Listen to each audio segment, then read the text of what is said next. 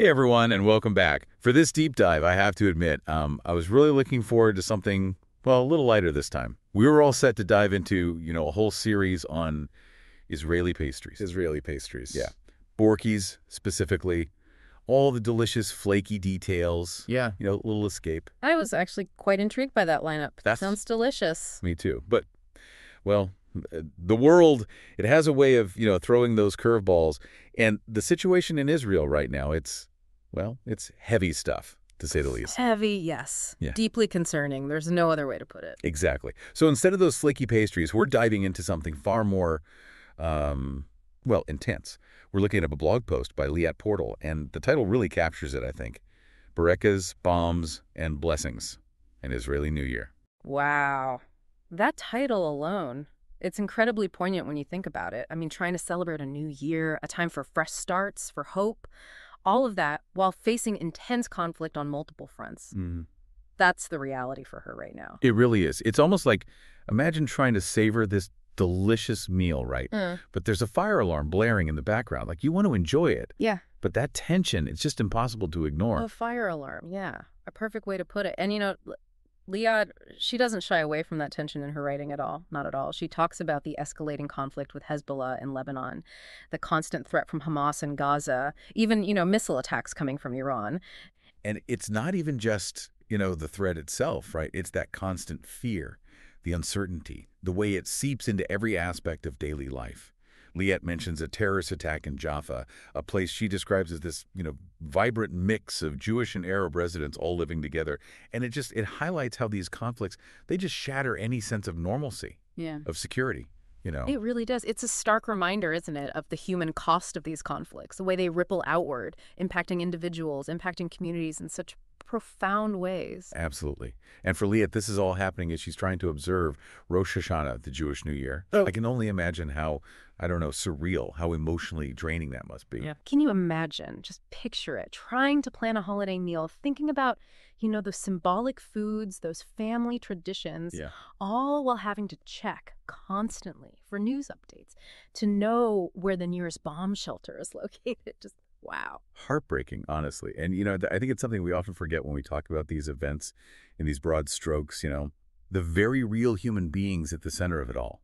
Liat's post. It brings that reality into such sharp focus. It does, absolutely. And what's so striking is how she captures that experience, that surreal experience of trying to hold on to tradition, trying to find those moments of joy, of hope amidst this backdrop of fear and uncertainty. She even mentions, she wants to share about Rosh Hashanah traditions, but there's this weight, this heaviness because of everything happening around her. Yeah. It's that dissonance, that internal struggle that I think a lot of our listeners can relate to, right? It forces you to ask yourself, how do we hold on to hope? How do we celebrate? How do we find moments of peace when the world around us feels anything but peaceful? It really is a question a lot of people are grappling with. I can only imagine, especially during Rosh Hashanah. And that's what makes her decision, Liat's decision. To share about the holiday, so powerful. Even with everything going on, she still kind of puts it out there. She says, this is a part of who I am. This is important to me, and I want to share it. It's subtle, but yeah, it's a really profound act of resilience when you think about it. Totally. Yeah. So for those of us who maybe aren't as familiar, what exactly is Rosh Hashanah all about? So Rosh Hashanah, literally it means head of the year, and it's the Jewish New Year. But it's not just, parties and countdowns and things like that. It's actually the beginning of the High Holy Days, which is a 10-day period of really deep introspection, of reflection. It all culminates in Yom Kippur, which is the Day of Atonement. So time for some serious reflection. Yeah, absolutely. Yeah. Serious reflection. It's about really looking inward, examining your actions over the past year, seeking forgiveness, making amends. It's a time, it's believed, that on Rosh Hashanah, God actually inscribes each person's fate for the coming year into the book of life. Wow. High stakes. High stakes. But, it's not just about judgment, it's also about hope and renewal. The idea is that through genuine repentance, through a commitment to doing better, you can actually positively influence your fate for the coming year.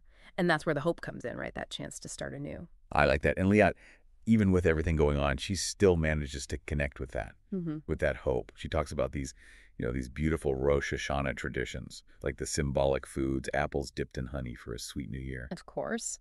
And pomegranates, with all those seeds, they symbolize the 613 commandments in the Torah. So, a reminder of the importance of tradition, of faith. She even mentions the shofar, which I'll be honest, I always kind of picture as this ancient, like, trumpet. You're not far off. It is a ram's horn, and it's a powerful symbol of Rosh Hashanah. That call is meant to be like a wake-up call, a spiritual alarm, urging people to reflect, to confront their shortcomings, to commit to living a more righteous life. I love that imagery, a spiritual alarm clock. Right. And it's so fitting because amidst all of the uncertainty, amidst the fear, there's this determination to hold on to faith, to believe in a better future, to not let the conflict extinguish those really core values. Yeah. And that's what I find, honestly, so inspiring about her story, about Liat's story. She doesn't try to sugarcoat the situation. She doesn't pretend everything's fine, but she also doesn't let the darkness just completely overshadow the light. She finds a way to hold on to hope, to find meaning in her traditions. Even in the midst of all that chaos, it really makes you think about, like, the power of these traditions, these rituals, these practices. They kind of, I don't know, connect us to something bigger. Yeah, I get that. Especially in these times of crisis, these connections can be such a lifeline, just a sense of grounding, continuity, hope. And it's not just about, like, clinging to the past, It's about finding strength in those traditions. Yeah. Resilience, about adapting them to what's happening now, to the realities of the present. Exactly. Yeah. Recognizing that even with the chaos, the uncertainty, life goes on, we still celebrate, we still reflect, we still strive for something better, for a better future. Liat, she says it best, actually, at the end of her post. She's, rushing off, getting ready for Rosh Hashanah Eve, but she kind of leaves this open invitation, for her readers to connect, to learn more, to have a conversation. Even now, even with everything going on, she's fostering connection, building those bridges of understanding.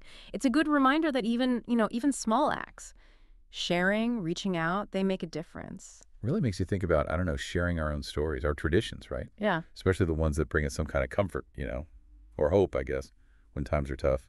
Absolutely. Those stories, they can connect us in a way, remind us of our shared humanity, especially, I think, when it feels like things are, well, increasingly divided. That's a good point. That feels like, I don't know, like the perfect note to end on, don't you think? That even in the conflict, even with the fear, there's always that space for hope, for connection, those, I don't know, those glimmers of light that remind us of, I don't know, the best of humanity. It is, yeah, a really powerful message to carry with us, for sure. So as you go about your day, maybe think about those traditions, right? Those rituals, those sources of strength that get you through challenging times. And hey, maybe share them with someone. You never know who needs to hear it. Until next time, everyone, keep exploring, keep asking questions, and we'll be here to dive deep again soon.